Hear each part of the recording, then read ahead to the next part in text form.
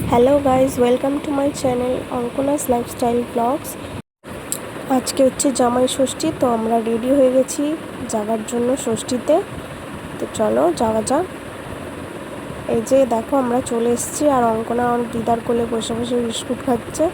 এদিকে রান্না বান্নারও সব জোগাড় শুরু হয়ে গেছে। এই যে এখানে আলু ভাজার আলু সেদ্ধ হয়ে গেছে, তারপর ওদিকে রান্নার সমস্ত কিছু জোগাড় হয়ে গেছে।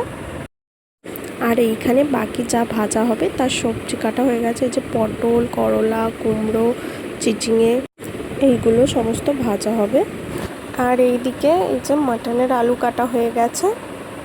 এবারে এখানে আমি মাটনটা ধুয়ে নিচ্ছি, ভালো করে একটু বেছে আর ধুয়ে নেব। আমি মাটন অতটা ভালো করতে পারি না, মাটনটা আমার মাই রান্না করবে। তো চলো দেখতে থাকো কি করে রান্না করে, তোমাদের সাথে শেয়ার করব।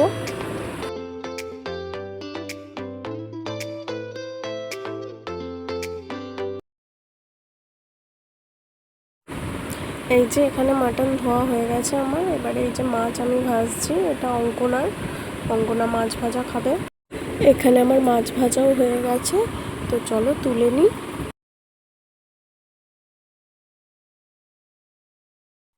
এবারে দেখো এই যে এত বড় একটা মাছের মাথা এনেছে আমার বাবা। তো এই মাছটাকে এখন ভাজবো। এই যে কড়াই দিয়েছি, খুব ভয় লাগছিল দিতে। এই যে দেখো এখানে আমার মাছের মাথা ভাজা হয়ে গেছে। তো চলো এবারে তুলে নিই। এটাকে তোলার সময় খুব অসুবিধা হচ্ছিলো, তুলতেই পারছিলাম না, এত বড় একটা মাছের মাথা। তো এই যে এখানে এখন তুলে নিয়েছি। এবারে এই যে এখানে মাটনটাকে রেডি করছি, কারণ মাটনটাকে তো ম্যারিনেট করে মিনিমাম 1 ঘন্টা রাখতে হয়। সেই জন্য এই যে টক দই আমি প্রথমে মাখিয়ে নিচ্ছিলাম, টক দইটা, তারপর অন্যান্য মশলা দিয়ে মাখাবো। আবার দেখো এইদিকে শাক ভাজাও বসিয়ে দিয়েছি। এই যে শাকটাকে ভাজছে, এটা নোটে শাক পেঁয়াজ আর পোস্ত দিয়ে ভাজা হবে। তো চলো এবারে বাকি মশলাগুলো মাংসতে মাখিয়ে নিই। এই যে এখানে আদা, রসুন, পেঁয়াজ কুচি, লঙ্কা, সর্ষের তেল সব একসাথে দিয়ে মাখিয়ে নিতে বলছিল। তো এখানে আমি সব দিয়ে মাখিয়ে নিচ্ছি।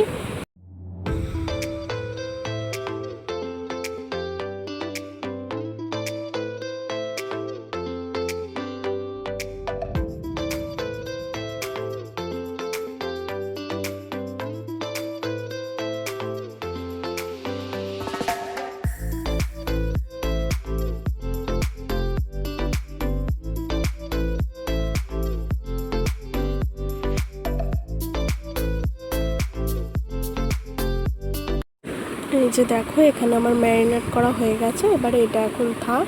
তো চলো বাকি রান্নাগুলো করে নিই। তার আগে এদিকে মা ওই ফলার যে খেতে হয় সকালে চিড়ে মুড়কি, ওর জোগাড় করে তোমাদের দাদাভাইকে খেতে দিয়ে দিয়েছে। এই যে দেখো তোমাদের দাদাভাই খেতে বসে পড়েছে, আবার ক্যামেরার সামনে পোজ দিচ্ছিল। আবার আমি এদিকে কড়ায় মাছটা ভাজতে দিয়ে দিয়েছি।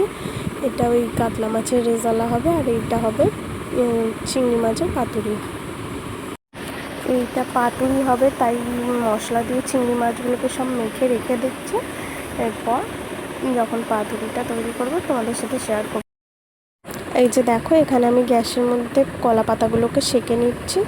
তো চলো এবারে পাতুরিগুলোকে রেডি করব। এই যে দেখো এখানে আমি এখন এক এক করে চিংড়ি মাছগুলোকে কলা পাতার মধ্যে রাখছি।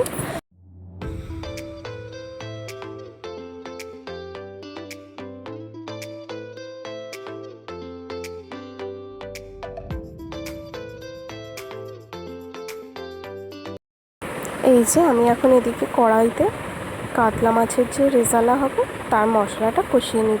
এই যে এখানে আমার মশলা কষানো হয়ে গেছে, তো আমি জল দিয়ে দিয়েছি। আর এখানে একটু ফুটে গেলে গ্রেভিটা, তার মধ্যে মাছগুলোকে দিয়ে দেব, দিয়ে একটু ফুটিয়ে মাছগুলোকে নামিয়ে দেব।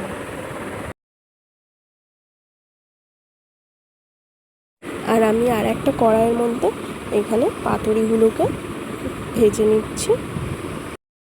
এই যে এখানে আমার পাতুরিও রেডি হয়ে গেছে, আমি তুলে নিচ্ছি পাতুরিগুলো। আমাদের রান্নাবান্না শেষ হয়ে গেছে। আর এই যে মাকে যে গিফট দেওয়া হবে, গিফট কিনে নিয়ে চলে এসেছি। তো আগে দিই, তারপরে তোমাদের সাথে শেয়ার করবো যে কী কী দিয়েছে।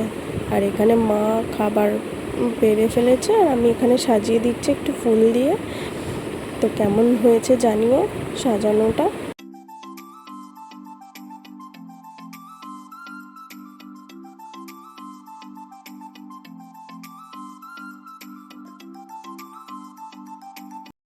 এই যে এখানে এখন তোমাদের দাদা ভাই কেক কাটছে।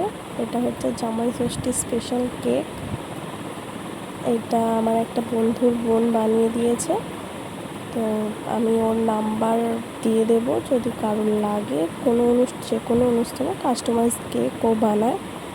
যদি লাগে আমাকে কমেন্টে জানিও, আমি ওর নাম্বার দিয়ে দেবো।